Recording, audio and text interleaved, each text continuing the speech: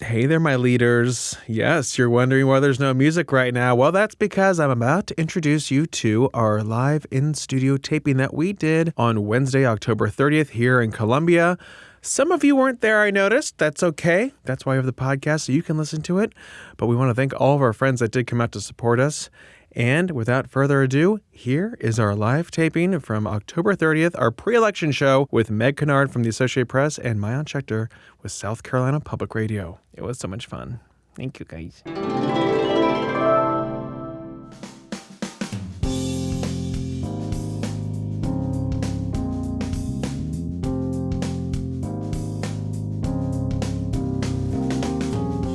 Welcome to the South Carolina Lede and the This Week in South Carolina crossover episode here at SCETV Studios in Columbia. I'm Gavin Jackson. Joining me along with this wonderful crowd in studio for our pre-election 2024 show is Associated Press national politics reporter Meg Kinnard and South Carolina Public Radio's Maayan Schechter to discuss election 2024 up and down the ballot. Welcome to you both and welcome to our studio audience.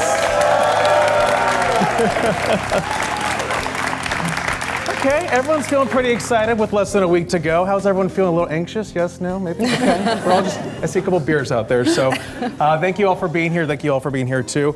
Meg, I want to start with you. We're going to start national, then work our way down the ballot here. You have been covering this race, the campaign cycle since, I don't know, when did it start? Can you remember when it started? It started in 2021, actually. Yeah. So right after the last one, we started the 2024 cycle. And I was going to say, the last live taping that we did was back in May of 2023. And we were talking about Nikki Haley and Senator Tim Scott, who was about to jump in the race. And now here we are, just days away from Election Day. We are in the closing arguments portion of this race. So kind of tell us about the final pitches that we've been hearing from former President Donald Trump and Vice President Kamala Harris, and who they're trying to sway at this point. I mean, who they're trying to sway is actually the easier part of that to answer. It really is the 7 battleground states that anybody who's been paying attention to the news at all related to the presidential campaign has heard about these 7 states. Obviously, North Carolina to our north and Georgia very close by, and then some others in the east and Midwest and out west. Pennsylvania is really the state that's gotten the most attention. It's the one that both major candidates have visited the most. And even within that, there are certain counties that are considered to be more apt to swing from one side of the aisle to the other. And so really, it's not the only places that the candidates are visiting, but that really is part of what these campaigns see as make or break, perhaps, for their general election prospects. What we're hearing from the Trump campaign and the Harris campaign and the candidates themselves in their closing arguments in these last couple of days are really portraits of 2 different types of America that they see. A lot of what we've heard from Donald Trump in these closing days has been very similar to what he's been talking about on the campaign trail for months, portraying Kamala Harris, obviously who's been part of the Biden administration, as at fault for what he sees are problems from the economy to immigration to just about every international or national issue. He blames her since she's been part of the administration. And he says, I've already been president. Think about what a great situation it was, economically speaking, and otherwise when I was in office. Don't you want to go back to that? What we've heard from Kamala Harris is warnings about what she sees are threats that could come in a second Trump administration, and her commitment to being kind of the adult in the room when it comes to foreign policy for the United States government, but also talking about the economy and how things are actually doing better now under the Biden-Harris administration and how she would commit to keeping that momentum going. So it is, what we would anticipate to hear from top of the ticket nominees, obviously a compare and contrast. But in this closing week, it kind of has been a reiteration of a lot of the messaging that we've heard all along. Mm-hmm. And before we kind of talk about what they're talking about in these closing arguments, you have been in pretty much every swing state too, right? All but one. I'd never made it to Nevada this time around, and that is something I will always regret. Yeah, and that's because you are a national politics reporter. You're part of the DC bureau with the AP. So even though you're based here in South Carolina, which we're fortunate to have, you get to go all over as well. I do. For better or for worse. Lots of miles in my car, lots of airline miles, so maybe I can take a vacation after. But Meg, you weren't in DC last night, but you watched Kamala Harris give her closing argument there on the ellipse. Has she done enough, you think, since she became the nominee in late July to really differentiate herself from President Joe Biden? It's been very tough, I think. And obviously, when Kamala Harris, the first time on The View, was asked that question, what would you have done differently compared to Joe Biden?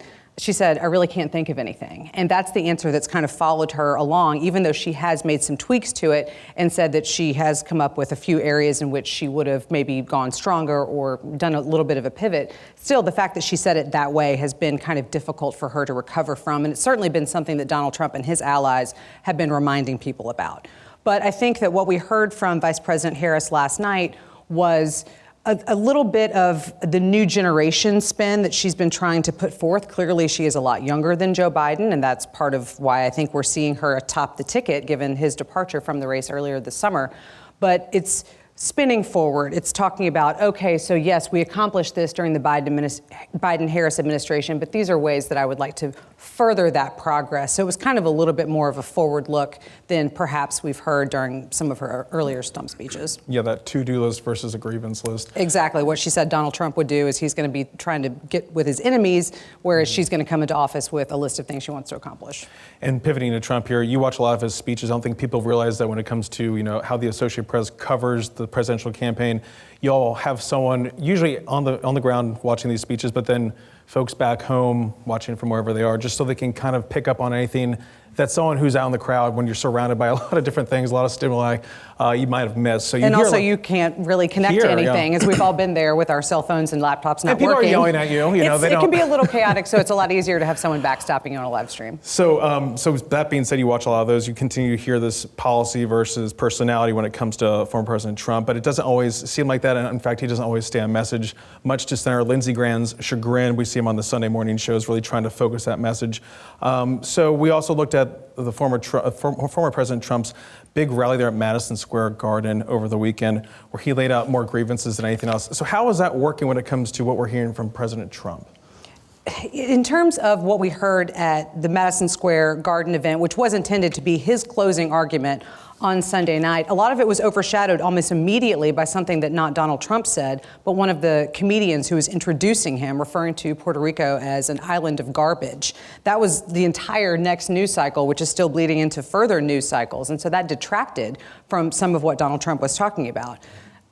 In that speech, we did hear a lot of the similar type stuff, although perhaps delivered in a little bit different manner. There was a lot of nostalgia for this moment for Donald Trump in his hometown. Obviously, he doesn't expect to really win the state of New York, I don't think. It was more of a national attention moment. But he was still talking about what he sees as flaws in Kamala Harris and her proposals, the dangers that he warns about in terms of security along the U.S.-Mexico border. He was still hitting a lot of the same issues that he talks about, but it was kind of trying to package it in this feel-good sort of moment that, unfortunately, he did not get that next news cycle because of the comedian. But if you're his supporters, if you're his campaign, aren't you really trying to get more folks? And do you think that that kind of language, that kind of, here's how I've been aggrieved, here's what I'm mad about, here's how we're going to make things better, but not really give too many details.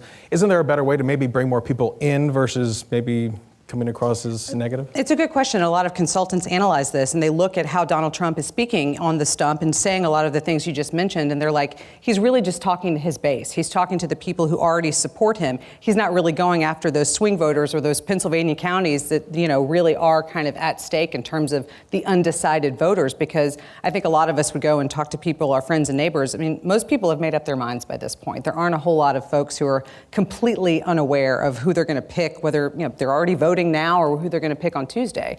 But it is up to surrogates like Lindsey Graham sometimes to go out on the Sunday shows and to do other media interviews and try to really get into the policy that when Donald Trump is on the stump kind of weaving this message, he talks about it as a weave of stories together that he's not necessarily hitting on specifically, so they have to kind of go and reiterate some of those points. And of course, South Carolina is not one of those 7 swing states that we're talking about, but we are wedged between two of them. Right in the middle. We're that little tomato. But we're taping this episode on Wednesday, October 30th, and today both candidates were in North Carolina making those arguments. And when you start looking at the polls and electoral math, Meg, there have been a lot of curveballs in this election, to say the least. But one big one in North Carolina has been down ballot in that turmoil, including the fallout with Republican Lieutenant Governor Mark Robinson's past post to a pornographic website as he runs for governor, and then some disturbing past rhetoric from that Republican candidate for the school superintendent race. So based on your time in North Carolina, which you've covered a lot of the campaign trail in, do you think that might move the needle when it comes to how North Carolina goes? Obviously, Joe Biden did not win North Carolina, but it was very narrow, and the Democrats are really trying to get something there too. And they always split the ticket up there in North Carolina, it seems like. So could this turmoil plus maybe some recent comments change things? It is very interesting to look at a state like North Carolina that currently has a Democratic governor. And clearly there is a governor's race going on, but they have a Democrat in that office, but yet they're very much in play for Republicans for a presidential election. In South Carolina, clearly we haven't had that circumstance in quite some time. But when I talk to voters in North Carolina about Mark Robinson, asking about these allegations against him, I have yet to meet someone who is really concerned enough about them to think about not supporting Donald Trump over it and not supporting Mark Robinson over it. Frankly, it doesn't really seem to make a big difference to them, even in the governor's race. Granted, these are people I'm talking to generally at events for former President Donald Trump, so you can kind of telegraph to see where they might be feeling. But all in all, you're absolutely right. North Carolina is a place where both the Harris campaign and the Trump campaign have been spending time, spending a lot of money and resources. We're seeing all kinds of ads. I can't tell you how many I heard and saw every time that I've been in that state over the past couple of weeks and months. So it is interesting to see our northern neighbor get so much attention, even though a Democrat hasn't carried that state since Barack Obama did in 2008 in the presidential election. And, yet again, it's to see both campaigns seeing it as enough of a possibility where they're really going to be spending all this time and focusing on it. That is definitely interesting, and I think it's going to come down to the wire there. Yeah, there'll be a lot to watch for North Carolina, too, up and down the ballot like we're talking about. We have a couple more minutes with you, Meg, before we jump to Maayan, but I want to ask about Nikki Haley, our former governor, former Republican presidential candidate. We were both on the campaign trail covering her extensively, but you just wrote about her again. We have a couple days left here in the campaign, and we haven't seen her on the trail outside of the RNC when we were both up there. All of us were up there in Milwaukee for that and our fun journey back. So fun. Tell us about the state of play there when it comes to Haley and her relationship with the Trump campaign at this point. Nikki Haley says that she hasn't spoken with Donald Trump since June, and we are now in almost November. So you can do the math, and that was quite a while ago, even before the Republican National Convention. So that tells you they did not speak while they were both in the same space, and she was advocating for him.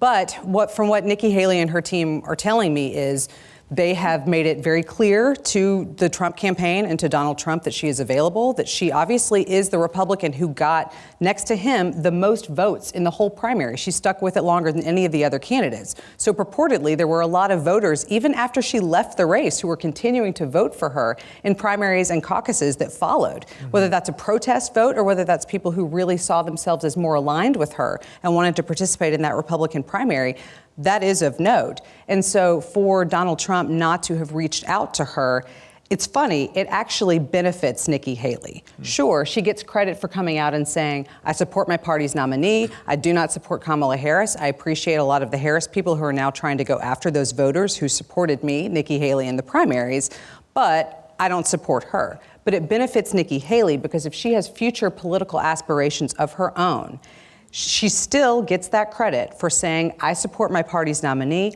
but also not appearing with him on the trail, given that he is such a polarizing figure even within the Republican Party, could actually better serve her on her own if she chooses to run for the presidency again or seek some other office. That's not something that she is directly telling me, but having covered South Carolina and having covered Nikki Haley as long as we have, I think we all know that there is typically a look at what's next and what's to come. So we'll see. Yeah. Maybe you heard it here first. Maybe it never happens. But well, I mean, it's like when I asked her right before the primary in February. Is this just a part of you setting up a future run, saying I told you so? If at the time Joe Biden wins, but now if Kamala Harris wins, as she kind of predicted was going to be the case. She certainly did multiple times, over and over. We'll see after November 5th or whenever we get the election results. Whenever it's over. But Meg, wrapping up here, Haley got picked in Trump's first term as a thank you to then Lieutenant Governor Henry McMaster, who endorsed Trump early on. Could we see some potential South Carolinians jumping into a Trump cabinet again? I think it's very possible. A name that comes up all the time is Tim Scott, who clearly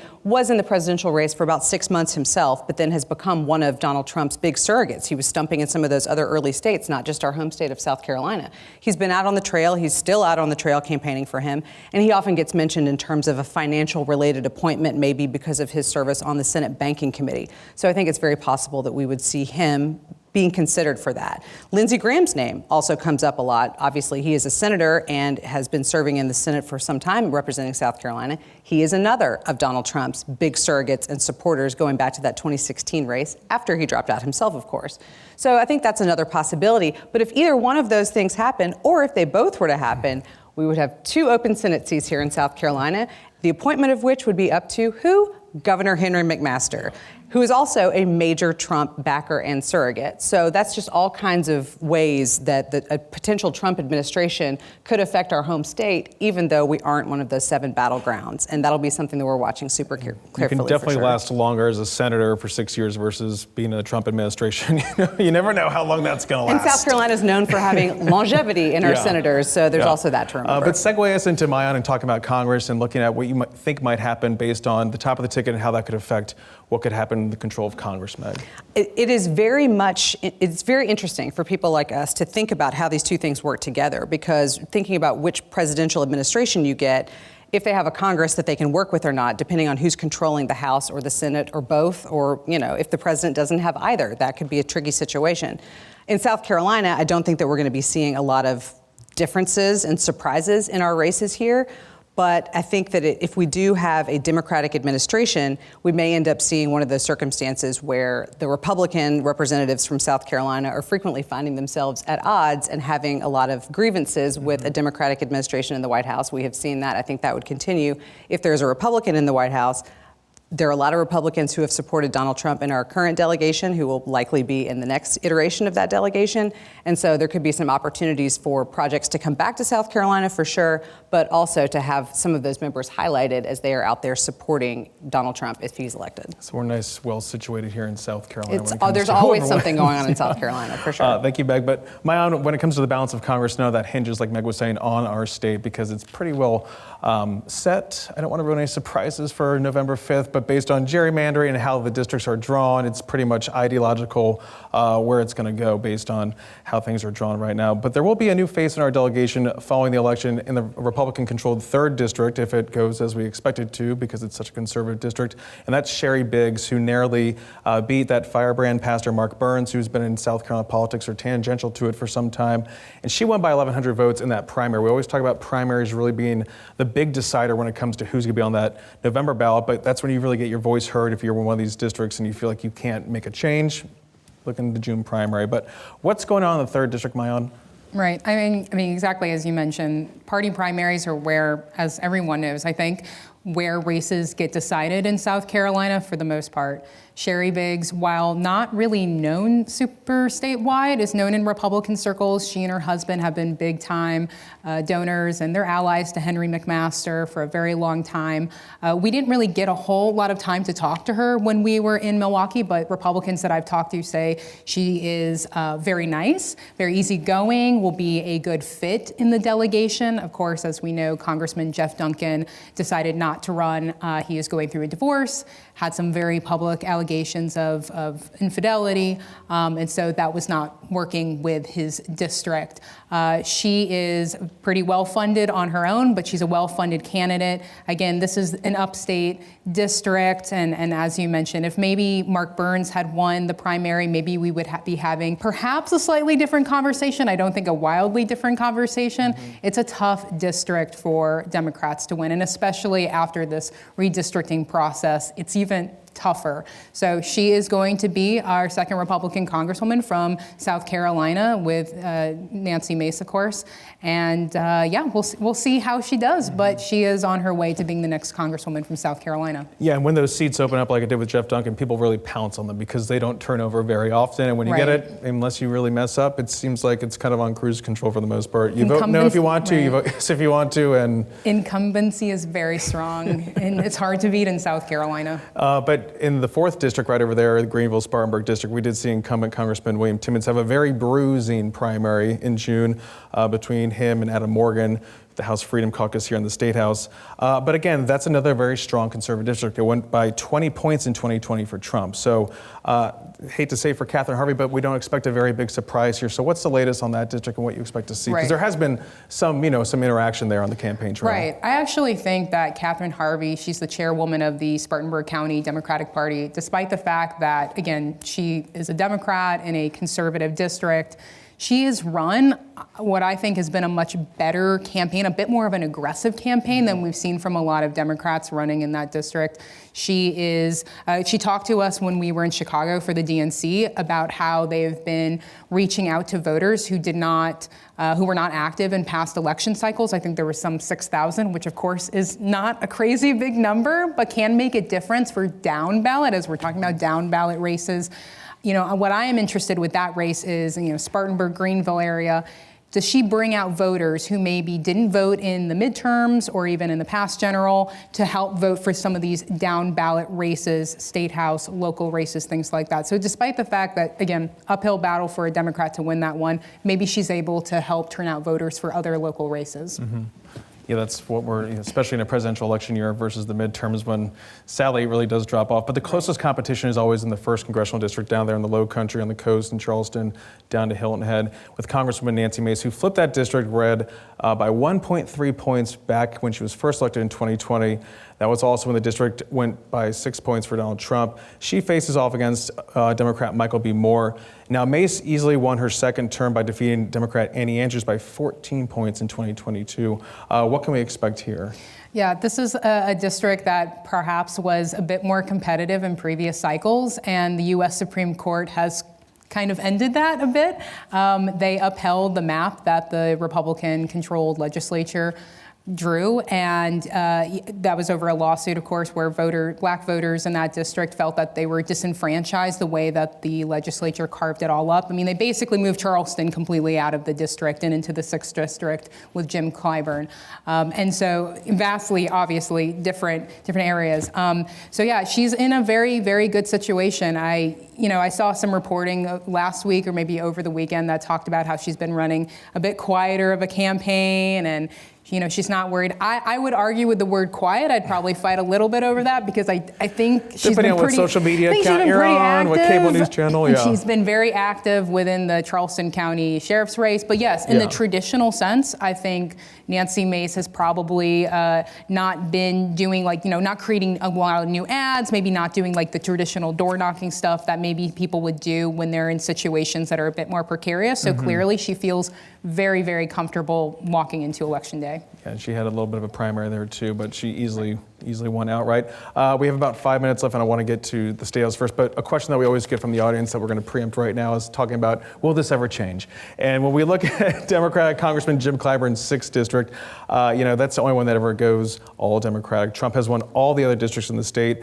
We just mentioned the 1st, 3rd, and 4th, but there's also Congressman Joe Wilson in the 2nd, Congressman Ralph Norman in the 5th, and then Congressman Russell Fry in the 7th out there on the Grand Strand of the PD. All 3 of them are expected to easily defeat their Democratic and third-party challengers, and this is because we're talking about how these maps are drawn in the Republican-controlled State House. So, Maayan, several people have asked us about this, as we've always talked about, but based on population growth and voting trends, we're not going purple anytime soon like our neighbors. Yeah, I think you pretty much answered it. The people that are moving to South Carolina are traditionally more Republican voters. They're older. You mentioned the 1st district, the 5th district, York County area. Then there's the 7th district on that Myrtle Beach, Horry County. Those are fast-growing areas of the state, and they're not trending toward the center, and they're not really trending toward the left either. You were talking to Drew McKissick, the chairman of the Republican Party, the other day, and Drew was telling you about how they can literally track voters now. They have the software, the program, the data to track voters where they can see how they voted in past elections from other states.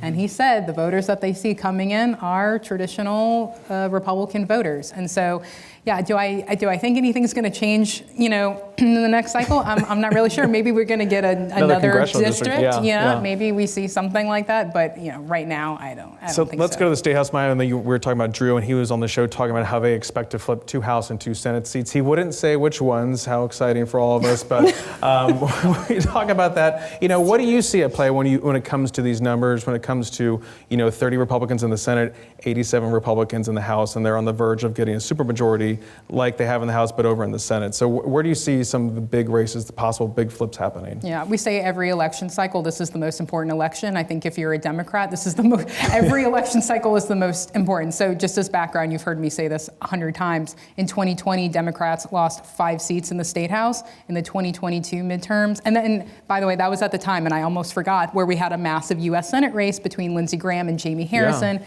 Democrats thought they were going to get a huge turnout. They did, just not in their favor. Then in 2022, Democrats lost more seats in the House, even seats that really they had no business losing, seats that Joe Biden had won in 2020. So when we were at a Get Out the Vote event the other day in Columbia, Crystal Spain, the chairwoman of the South Carolina Democratic Party, talked about how, what does victory look like on election day? It looks like them defending the incumbents. And that's huge. And that's simple in words, not simple in how it may work out because of the way that we are going to have turnout. But yeah, if we're talking about here, especially in the Midlands, I think is in the House, House District 75, that race, that's between incumbent Democratic lawmaker Heather Bauer, and she is facing off against the former representative of that seat, Kirkman Finley, who's a well-known name. That's one that is the swingiest district that we have in Richland County and is very close. We have some Senate races, who's going to succeed longtime Senator Nikki Setzler, Democrat from Lexington County. That's a race between GOP challenger Jason Gary and Russell Ott, who's a House Democratic lawmaker, of course.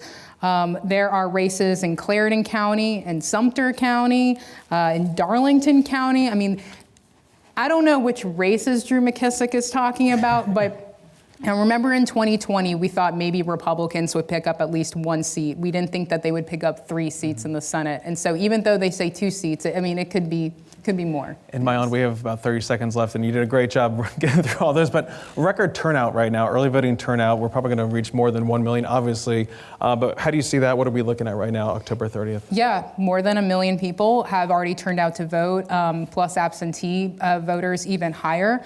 I think we could probably see higher than that number even on election day. We had 2 million something voters turn out in the 2022 midterms, somewhere in that area in 2020. I mean, I think we could be on the verge of surpassing both of those numbers. We've just seen, obviously, a voting base that's very electrified to show up this election. That's AP National Politics reporter Meg Kinnard and South Carolina Public Radio reporter Maayan Schechter. Thank you all very much.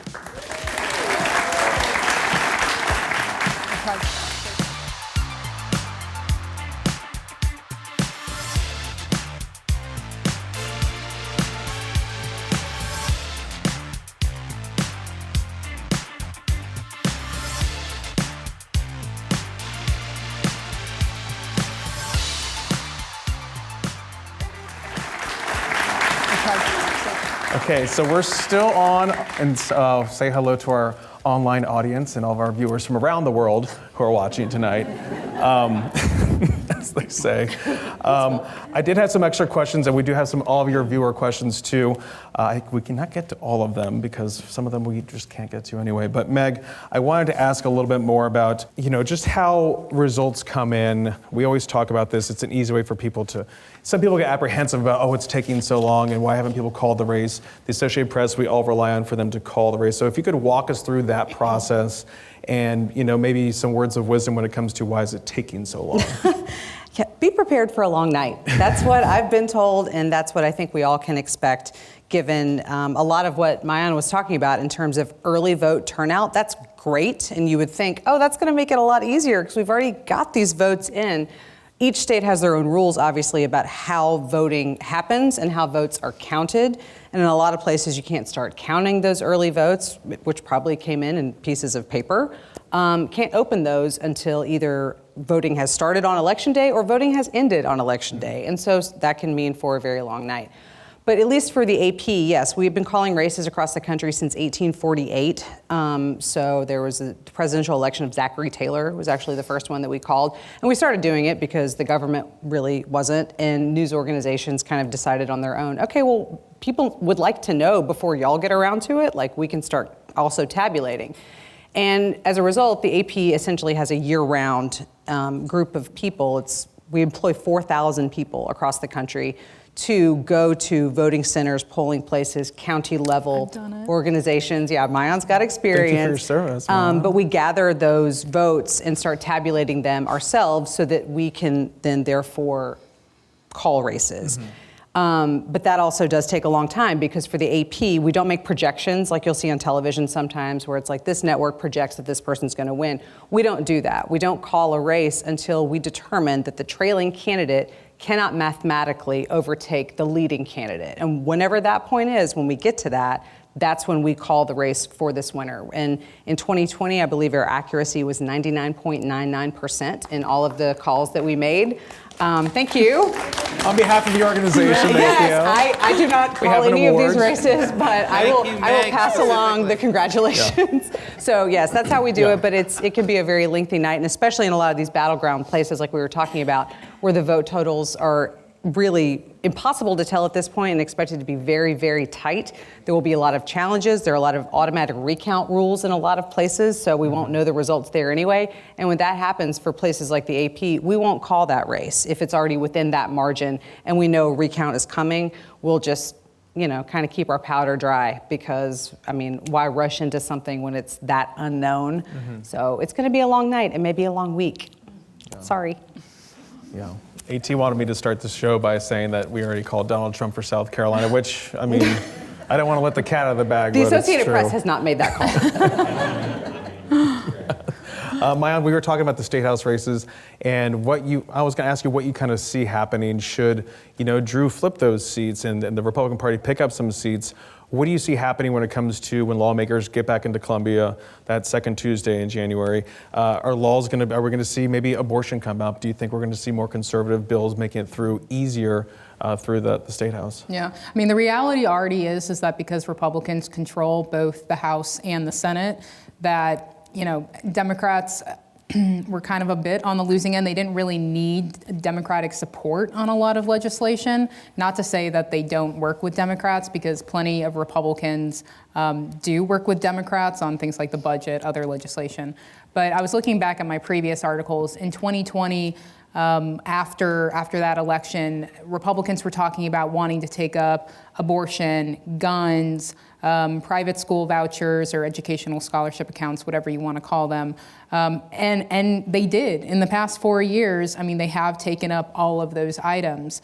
I think that we already do know, right, that after the state Supreme Court overturned the state's private school voucher law, that Republicans, especially in the Senate in particular, both chambers, want to take that issue back up, and they believe that will be a priority, especially given now that the state Supreme Court looks different.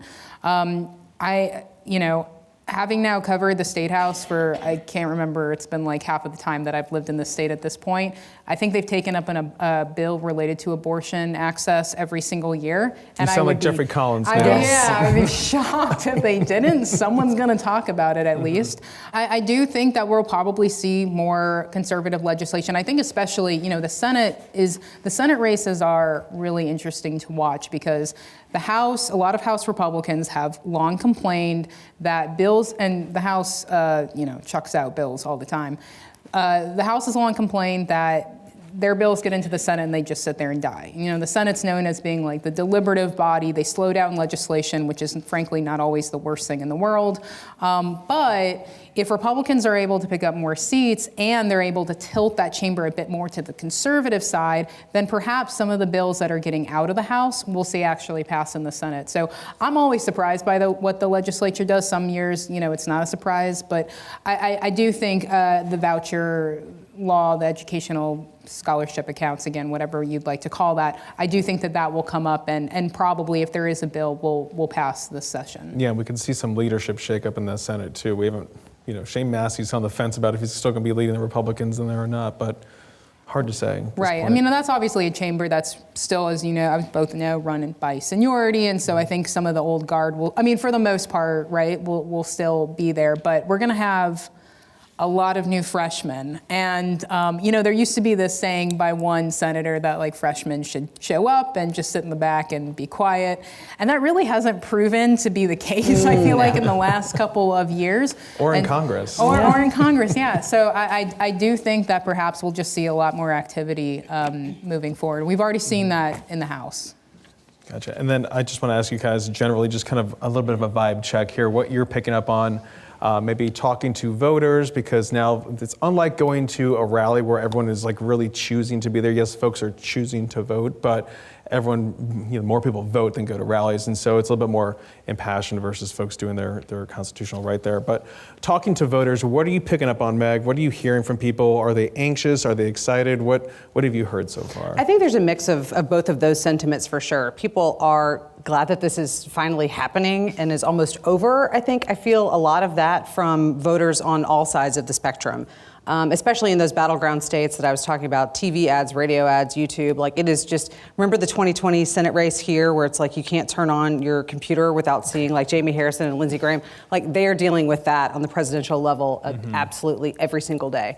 And so in battleground states, voters are just ready to have this be done. But I think there is a lot of enthusiasm, certainly as we're seeing in all of these early vote totals of people just going ahead and doing it. Yeah. And I think in large part, we're seeing that particularly as compared to 2020 this time because Republicans have embraced the notion of early voting. There's still some skepticism and there's still some issues that some would argue are present in early voting as opposed to voting on the day.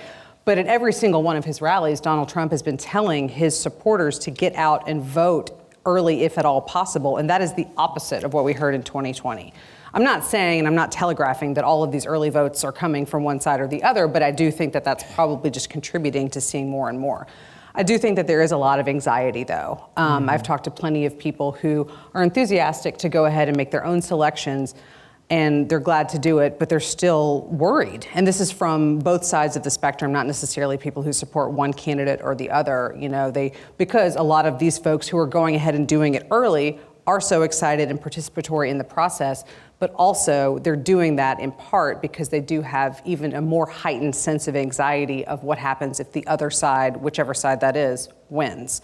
And so, we'll see how this all pans out on November 5th or 6th or 7th or 8th or, whatever day it's actually over and done with.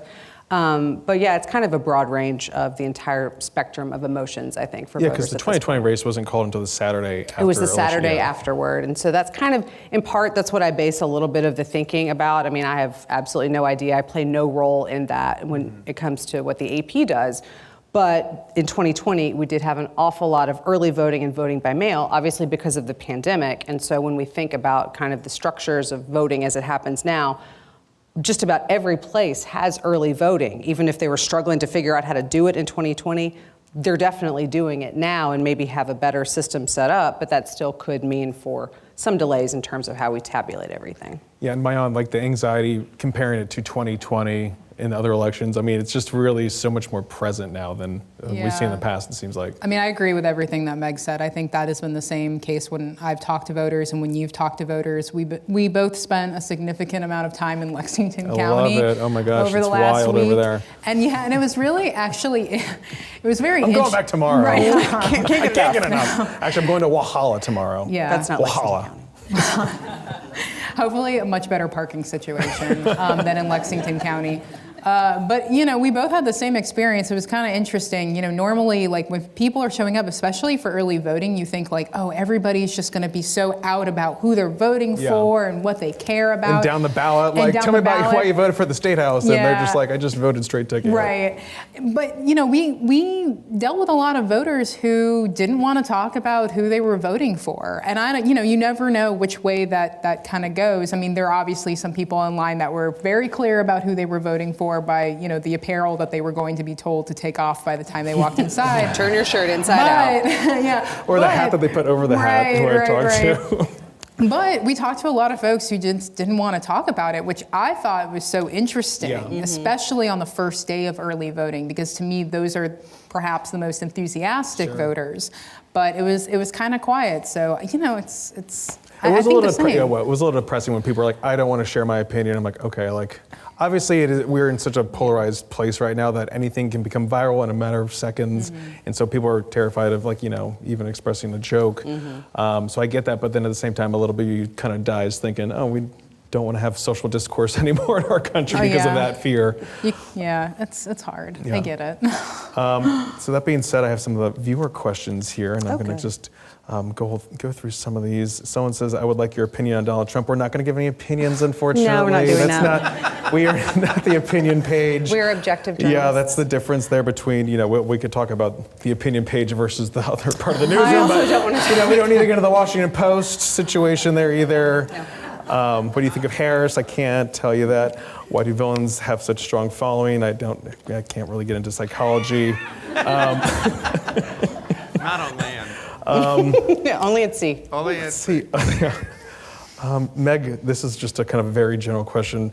How likely is it that we'll ever get rid of the Electoral College? Ooh, that's a great one. I was actually having a very in-depth conversation about the Electoral College with my 13-year-old yesterday on the way to school. She's very pro. Just in case. Well, she can't vote, so it doesn't matter. She can't vote, yeah, so it really doesn't matter. This question comes up every year or every 2 years or every presidential cycle, certainly. And my gut on it is that I think it is here to stay. Mm-hmm. I think there are a lot of people who make arguments as to why we should get rid of it. At this point, I don't think that there are enough of those people to really formatively change it because, sure, the United States makes some tweaks and differences to the way that we run things, the way that, we certainly pick apart parts of government or add things or subtract things, and some of that's court-made law and some of that's legislative or whatever. But the Electoral College is so formative in terms of how we are structured as a country and how we select our next layer of leadership. I don't think that's going to be changing. I do put a caveat on that, though, that I do hear about it more and more, particularly when we come to these presidential cycles and the knowledge that there hasn't been a Republican who has carried the popular vote, even when that candidate has won the electoral vote, that there's been that difference. And I think that's always when we have the biggest schism in an election, because it's the electoral votes that matter. But the popular vote, this happens, a Democrat will win the popular vote. It's also like DC statehood stuff, too. It is. And so the conversation does come back around every single time. And I just feel like the longer that track record lasts, that even though there have been Republicans elected president, but they also haven't carried the popular vote, the longer that there is that difference, I think the conversation will continue. And I'm not necessarily forecasting okay, so if that happens this time, then in 4 years it's gone. No, that is not it at all. But I do think the conversation will certainly be sticking around, as will the Electoral College for this moment. Gotcha. Someone asked, what do you think will be one surprise, if anyone wants to guess about that? No, you don't want to do that? Here's one that you can answer, We have October for one more day. The October surprise thing. It always is a thing, but we only have one more day. So if we can get past it, then we don't have enough. Speaking of November 5th, how quickly do you expect the 2026 and 2028 campaigning to start in South Carolina? Already. Oh, it's already started. Ro Khanna's been here a few times already. It is already happening. It has been happening all year long, I would say. We at the AP, we have a little identifier on our stories called our slug line, and it is election 2024 for everything we're doing for the presidential election. We have already used election 2028 multiple times. I'm sorry, but we have. Okay, some of these are pretty pointed, so. So let's definitely get into that. I have a question for all three of you. Oh, God. We're okay, so election day is Tuesday, right? Oh, man. Tuesday, okay? And then it's not going to end, right? Then it's just going to start the worst part of that week, Yes. So what are you guys going to do to find those moments of zen in that chaos of post the 5th? I have an answer. I actually worked on this today. As Gavin mentioned, I will be in Washington as part of AP's coverage there. I'm anchoring our live stream, which is going to be going on. Stop it. You just got to ask a question about your podcast, which is actually Gavin's podcast because his father gave it to him. It's his dad's podcast, canonically. Anyway, but I'll be in DC and I'm doing a lot of stuff up there. But my boss advised me not to book a ticket home because he said we don't know when the voters will decide that you can go home. It was really nice seeing you. Yeah, so it's great to be here. Thanks so much. But today, as part of my packing and preparation for being gone for ? I went to CVS, and Gavin will appreciate this because we've spent a lot of time on the campaign trail together. I got myself not one, not two, but three travel candles. Oh. This is my... What is a travel candle? A travel candle is a candle, that has a lid, so you can travel with it and know that your wax, even if it happens to get warm in transit, is not going to get everywhere. But it's also something to make your hotel room, which is your home away from home if you were me and literally live in hotels and on planes for the past 6 months, smell nice, because not all hotels smell nice. And it's also a moment of zen. One of my candles is called Calm. I was going to ask for a power ranking of One the of candles. them is called Me Time. The other one is like Timber Woods or something. I don't know. I thought it was what's supposed to for be, a it's just rough candle. Yeah, but all of that goes to say, I do travel a lot, and I spend a lot of time really trying to unwind after a day of being on a press riser, in a scrum, on an airplane, whatever. And for me, it is those little things like buying good skincare just to make myself feel better, or having a nice candle, or just turning on a really stupid show on a streaming service. Those are the ways that I try to keep a little sanity in this a little bit insane time. So those are my plans. My 3 travel candles. Yeah. We are going to make it. From CVS, nonetheless. From I feel bad. I CVS. should get you something better. You're But really a terrible friend. It also, it's very luxurious to have a lit candle in a hotel room, but it also stresses me out. Open flame in a candle. Keep it Yeah, away scary. from don't out me to Bonvoy. There's no but- cats jumping around. Yeah, you look at it and you just think, Namaste. Namaste. That's Maayan, I right. feel like you have something. I nowhere near the stress level that No, Meg will Meg- have. I mean, Meg pulls it off. I'm It's- kind of coasting a little bit. Don't No, let not go. really. Not really. Cut that out of no, the thank pot. you. Cut that. I mean, she just got married. I mean, everything's downhill this year. Yeah. I think 2 things. One, just did a massive renovation to the bathroom, the guest bedroom, which everyone here has probably heard me talk about at length, and haven't put a lot of things into the bathroom yet. So I feel like doing some Organizing. home editing Yes. will be really, really good. Also, not to plug this show, but I'm really obsessed with trashy reality television shows, and I did see that Seeing a tonight. trend. Love is Blind reunion is on, and so maybe I save that for next week. And when I'm in my deepest, darkest time, I turn that on and home edit at the same time. And light a candle. And light a candle. I was going to say, that's your candles. Okay. Yeah. Gavin, you're just going to lean into the Well, chaos, I probably. never really get stressed, so it's a really hard question to answer. Brag. Brag. Just always, I have so seen you- optimistic. Yeah, I've seen you doing a turn on a package for a national radio network at 2 in the morning? Iowa. Yeah, it was so. Yeah, I don't know. Fever dream. Yeah, Not pumpkin spice lattes. Yeah, I had my one annual pumpkin spice latte Don't look at today. 'em. Very exclusive. No, just staying optimistic. Doom scrolling, it really does Oh, yeah. help for I some love to reason. hear that. Instagram, I'm just addicted to it. It's Yeah. unfortunate. I don't It's a have space TikTok. for us. Got you. Yeah, watching some Murder, She Wrote, maybe. Oh, yes. Oh, We're also in another- soup season and chili season, so maybe I'll just start making some chili. Another good liquid de-stress diet. tip is Golden Girls reruns. There you go. Yeah. I binged about 4 of those in a row the other day. We'll come up with some solutions for Tuesday's pod and coping with things and how to survive. We'll get Marie Kondo. All right, y'all, that's a wrap from our live taping, but don't worry, in 2025, we will have several more. I'm already planning for one in early January, so get ready, folks. We will let you know when we're going to have those live tapings. But as always, thank you for listening to the pod. You can always show us your appreciation by leaving us a review always on Apple Podcasts or a voicemail at 803-563-7169. And you can always stay up to date with the latest news on SCETV.org and SouthCarolinaPublicRadio.org. And don't forget to support your local newspapers. The South Carolina Lead is a production of South Carolina Public Radio. Our producer is A.T. Shire. Amy Crouch is our supervising producer. Sean Birch is our executive producer. This podcast is produced with support from PRX and is made possible in part by a grant from the John S. and James L. Knight Foundation, as well as listener contributions to the ETV Endowment of South Carolina. For the South Carolina Lead, I'm Gavin Jackson. Be well, South Carolina.